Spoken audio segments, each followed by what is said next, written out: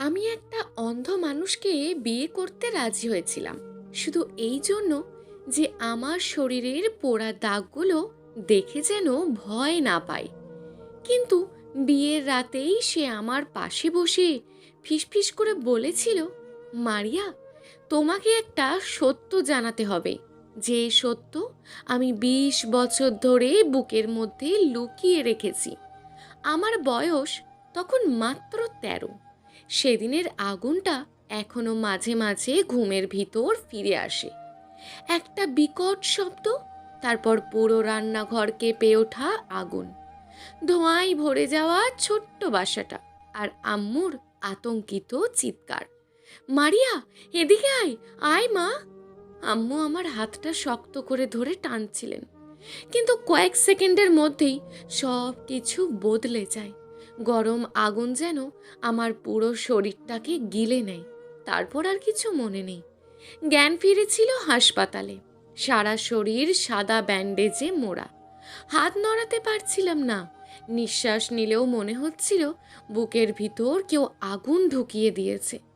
আমি বারবার ডাক্তারকে একটা কথাই জিজ্ঞেস করছিলাম, আমার মুখটা খুব খারাপ হয়ে গেছে, কিন্তু কেউ সরাসরি উত্তর দিত না। ডাক্তার চোখ নামিয়ে ফেলতেন, নার্সরা কেমন চুপ হয়ে যেত।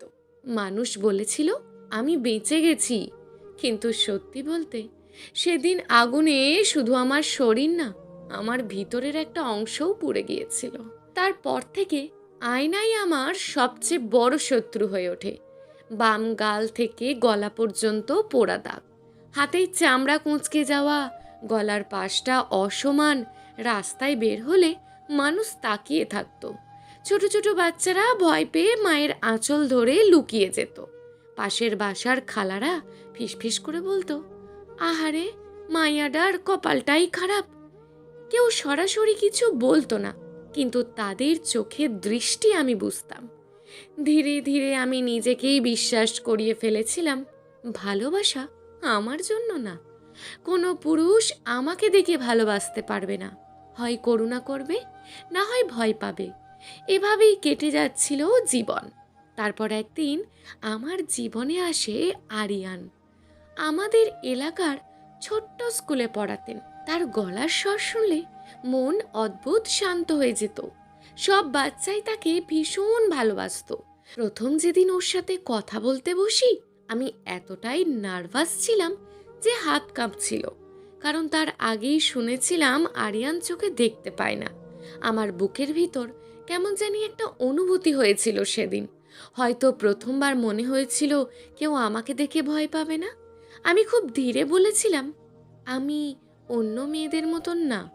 আরিয়ান কিছুক্ষণ চুপ ছিল, তারপর খুব শান্ত গলায় বলেছিল, হয়তো সেই কারণেই ওপরওয়ালা আপনাকে আমার জন্য রেখে দিয়েছেন। কথাটা শুনে আমার বুকটা কেঁপে উঠেছিল, কারণ জীবনে প্রথমবার মনে হয়েছিল কেউ আমার পোড়া দাগ না, আমাকে দেখছে। এরপর ধীরে ধীরে আমাদের বিয়ে ঠিক হয়। শীতের এক সন্ধ্যায় বিয়েটা হয়েছিল। বাইরে টুপটাপ বৃষ্টি পড়ছিল। আমি লম্বা হাতওয়ালা একটা মেরুন রঙের শাড়ি পরেছিলাম, যেন শরীরের দাগগুলো যতটা সম্ভব ঢেকে রাখা যায়। কিন্তু পুরো বিয়ের সময় আরিয়ান আমার হাত শক্ত করে ধরে রেখেছিল। একটি বারের জন্যেও এমন আচরণ করেনি যেন আমাকে লুকিয়ে রাখতে হবে। সেদিন রাতে সবচেয়ে বেশি ভয় পাচ্ছিলাম আমি। ঘরের বাতিটা হালকা কমানো ছিল, বাইরে বৃষ্টির শব্দ, আমার বুকের ভিতর কেমন দম বন্ধ লাগছিল। আরিয়ান ধীরে ধীরে এসে আমার পাশে বসে, তারপর খুব আস্তে আমার মুখের দিকে হাত বাড়ায়। আমি অজান্তেই কেঁপে উঠেছিলাম, কিন্তু ওর আঙুলগুলো যখন আমার পোড়া গালের ওপর ছুঁয়ে গেল, তখন মনে হলো এত মায়া নিয়ে কোনো মানুষ আমাকে কোনোদিন স্পর্শ করেনি। সে খুব ধীরে ধীরে আমার গলার দাগগুলো ছুঁয়ে দেখছিল, যে দাগগুলো আমি নিজেই আয়নায় দেখতে পারতাম না। সেই দাগগুলোতেই ওর আঙুলে ছিল অদ্ভুত কোমলতা। তারপর ফিসফিস করে বলল, তুমি খুব সুন্দর মারিয়া। কথাটা শুনেই আমি আর নিজেকে সামলাতে পারিনি, হাউমাউ করে কেঁদে ফেলেছিলাম, কারণ জীবনে প্রথমবার মনে হয়েছিল আমি লুকিয়ে থাকার মতন কেউ না, আমাকেও কেউ পূর্ণভাবে গ্রহণ করতে পারে। কিন্তু হঠাৎই আরিয়ান তার হাত সরিয়ে নিল। ঘরের ভিতর কয়েক সেকেন্ডের নীরবতা নেমে এলো। তারপর সে নিচু গলায় বলল, তোমাকে একটা কথা বলার সময় হয়ে গেছে। আমি হাসার চেষ্টা করেছিলাম, কি বলবা, তুমি আসলে অন্ধ না? কিন্তু আরিয়ান হাসল না, বরং তার নিঃশ্বাস ভারী হয়ে উঠল। কিছুক্ষণ চুপ থেকে সে বলল, তোমার বাসায় যেদিন আগুন লেগেছিল সেদিনের কথা মনে আছে? আমার পুরো শরীর ঠান্ডা হয়ে গেল, কারণ আমি কোনোদিন তাকে সেই ঘটনার বিস্তারিত কথা বলিনি। কেউ জানতো না বিস্ফোরণের আগের কয়েক মিনিটে কি হয়েছিল। আমি আতঙ্ক নিয়ে ফিসফিস করে বললাম, আপনি এসব জানলেন কিভাবে? আরিয়ান আমার হাত শক্ত করে ধরল। তার কণ্ঠটা কেঁপে যাচ্ছিল, কারণ আমি সেদিন সেখানে ছিলাম। আমার বুকের ভিতর ধক করে উঠল। মনে হচ্ছিল চারপাশটা ঘুরছে। যে মানুষটাকে আমি কয়েক ঘন্টা আগে নিজের স্বামী হিসাবে গ্রহণ করেছি, সে এমন একটা সত্য লুকিয়ে রেখেছে যেটা আমার পুরো জীবন বদলে দিতে পারে। আরিয়ান ধীরে ধীরে মুখ তুলল, তার নিঃশ্বাস ভারী। আর তারপর সে এমন কিছু বলার জন্য ঠোঁট খুলল যেটা শুনলে হয়তো আমার জীবনের সব বিশ্বাস এক মুহূর্তে ভেঙে যাবে। আমি শুধু নিঃশ্বাসের শব্দ শুনতে পাচ্ছিলাম। ঘরের বাইরে বৃষ্টি আরও জোরে পড়ছিল। আমার বুকের ভিতরটা ধীরে ধীরে কাঁপতে শুরু করলো। তারপর সে খুব নিচু গলায় বলল, সেদিনের আগুনটা দুর্ঘটনা ছিল না মারিয়া। আমার শরীরটা জমে গেল। মানে? আরিয়ান চোখ বন্ধ করলো। অন্ধ মানুষদেরও মাঝে মাঝে এমন একটা দৃষ্টি থাকে যেন তারা চোখ ছাড়া আরো গভীর কিছু দেখতে পায়। সেই মুহূর্তে তার মুখে ঠিক সেই অভিব্যক্তিটাই ছিল। সে ধীরে ধীরে বলল, আমি তখন 13 বছরের ছিলাম। আমাদের পাশের বাসায় থাকতাম। আব্বু গ্যাসের কাজ করত, সিলিন্ডার লাইন এসব মেরামত করত। সেদিন দুপুরে আমাকে তোমাদের বাসায় পাঠানো হয়েছিল একটা লিক চেক করতে। আমার মাথার ভিতর ঝাপসা হয়ে যাচ্ছিল সব কিছু। আমি রান্নাঘরে গিয়ে গ্যাসের গন্ধ পাই, খুব তীব্র গন্ধ। আমি বুঝে গিয়েছিলাম কিছু একটা সমস্যা আছে, কিন্তু ঠিক তখনই বাইরে থেকে আমার আব্বু ডাক দেন। সে থেমে গেল, তার গলা শুকিয়ে যাচ্ছিল। আমি তাড়াহুড়ো করে তখন বেরিয়ে যাই, কিন্তু যাওয়ার আগে চুলার নবটা পুরো বন্ধ করিনি। আমি ভেবেছিলাম পরে এসে ঠিক করে দেব। আমার বুকের ভিতর তখন ব্যথা করতে লাগলো। আরিয়ান আবারও কাঁপা গলায় বলল, তার কয়েক মিনিট পরেই বিস্ফোরণ হয়। আমি নিঃশব্দে তার দিকে তাকিয়েছিলাম। মনে হচ্ছিল পৃথিবীর সব শব্দ বন্ধ হয়ে গেছে। আরিয়ান মাথা নিচু করে বলল, আগুন লাগার পর আমি আবারও দৌড়ে ভিতরে ঢুকেছিলাম। সবাই বাইরে চিৎকার করছিল, কিন্তু তুমি তখনও রান্নাঘরের পাশে পড়েছিলে। আমার নিঃশ্বাস আটকে গেল। সে বলল, আমি তোমাকে টেনে বের করার চেষ্টা করি, তখন ছাদের একটা জ্বলন্ত অংশ ভেঙে পড়ে আর আমার সেই আগুনেই চোখটা নষ্ট হয়ে যায়। আমি কেঁপে উঠলাম, তাহলে তোমার অন্ধ হয়ে যাওয়ার কারণ? হ্যাঁ, সে ফিসফিস করল, তোমাকে বাঁচাতে গিয়েই আমি অন্ধ হয়ে গিয়েছিলাম। আমার চোখ দিয়ে তখন টপ টপ করে পানি পড়ছিল, কিন্তু আরিয়ানের কথা তখনও শেষ হয়নি।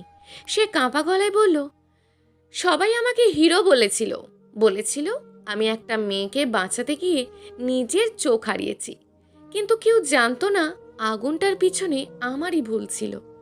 আমি নিঃশ্বাস নিতে পারছিলাম না। এতগুলো বছর আমি নিজের দাগ নিয়ে ঘৃণায় বেঁচেছি, আর এই মানুষটা নিজের অপরাধ বোধ নিয়ে অন্ধকারে বেঁচেছে। আরিয়ান কাঁদছিল। আমি জীবনে প্রথমবার কোনো পুরুষকে এত অসহায়ভাবে কাঁদতে দেখলাম। সে বলল, আমি অনেকবার চেয়েছিলাম তোমার সামনে এসে সবটা বলে দিতে, কিন্তু সাহস পাইনি। যখন শুনলাম তুমি কাউকে বিয়ে করতে চাও না, তখন নিজেকে ক্ষমা করতে পারিনি। সে থামল, তারপর খুব আস্তে বলল, কিন্তু যেদিন প্রথম তোমার সাথে আবার আমার কথা হলো, আমি বুঝলাম তুমি এখনো নিজের ক্ষত নিয়েই বেঁচে আছো, আর আমি আমার অপরাধ নিয়েই। আমার বুক ফেটে যাচ্ছিল। সে কাঁদতে কাঁদতেই বলল, তুমি চাইলে এখনই আমাকে ছেড়ে চলে যেতে পারো মারিয়া। তোমার পুরো জীবন নষ্ট হওয়ার পিছনে আমার ভুল আছে, আমি জানি। আমার ক্ষমা পাওয়ার অধিকার নেই। ঘরটা নিস্তব্ধ হয়ে গেল। বাইরে বৃষ্টি পড়ছে। আমি চুপচাপ বসেছিলাম। আমার সামনে তখন দুটো পথ ছিল, একটা ঘৃণার পথ আর একটা ক্ষমার। আমি চাইলে ওকে দোষ দিতে পারতাম, চাইলে চিৎকার করে বলতে পারতাম, তুমি আমার জীবন শেষ করে দিয়েছো। কিন্তু হঠাৎ আমার মনে পড়ে গেল হাসপাতালে শুয়ে থাকা সেই ছোট্ট মেয়েটার কথা, যে মেয়েটা শুধু একটা জিনিসই চেয়েছিল, কেউ যেন তাকে ভয় না পায়। আর আজ এই মানুষটা পোড়া দাগে হাত রেখে বলছে আমি সুন্দর। যে মানুষটা নিজের চোখ হারিয়ে আমাকে আগুন থেকে বের করেছিল, সে কি সত্যিই অপরাধী? আমি ধীরে ধীরে আরিয়ানের কাছে এগিয়ে গেলাম। সে তখনও মাথা নিচু করে কাঁদছিল। আমি কাঁপা হাতে তার মুখ ছুঁয়ে দিলাম। আরিয়ান থমকে গেল। আমি খুব আস্তে করে বললাম, তুমি যদি সেদিন ফিরে না যেতে, তাহলে আমি আজ বেঁচে থাকতাম না। সে কেঁপে উঠল। আমি বললাম, হ্যাঁ, ভুল হয়েছিল তোমার, ভয়ঙ্কর ভুল। কিন্তু তুমি পালাওনি, তুমি ফিরে গিয়েছিলে আমাকে বাঁচাতে। আরিয়ান হাউমাউ করে কেঁদে ফেলল। আমি তার কপালে হাত রাখলাম। আমরা দুজনই আগুনে পুড়েছি আরিয়ান, শুধু পার্থক্য হলো আমার দাগটা বাইরে থেকে দেখা যায়, তোমারটা ভিতরে। সে আমার হাত শক্ত করে ধরে ফেলল। সেই রাতে আমরা অনেকক্ষণ কেঁদেছিলাম। দুজন মানুষ যারা বছরের পর বছর নিজেদের ক্ষত লুকিয়ে রেখে বেঁচেছিল, তারপর ধীরে ধীরে জীবন বদলাতে শুরু করলো। প্রথমবার আমি আয়নার সামনে দাঁড়াতে শিখলাম। পোড়া দাগগুলো ছুঁয়ে নিজেকে ঘৃণা না করে বলতে শিখলাম, আমি বেঁচে আছি। আরিয়ান এখনো দেখতে পায় না, কিন্তু আশ্চর্যের ব্যাপার হলো পৃথিবীতে সবচেয়ে বেশি আমাকেই সে দেখতে পায়। আমার ভয়, আমার কষ্ট, আমার লুকিয়ে রাখা কান্না, সব।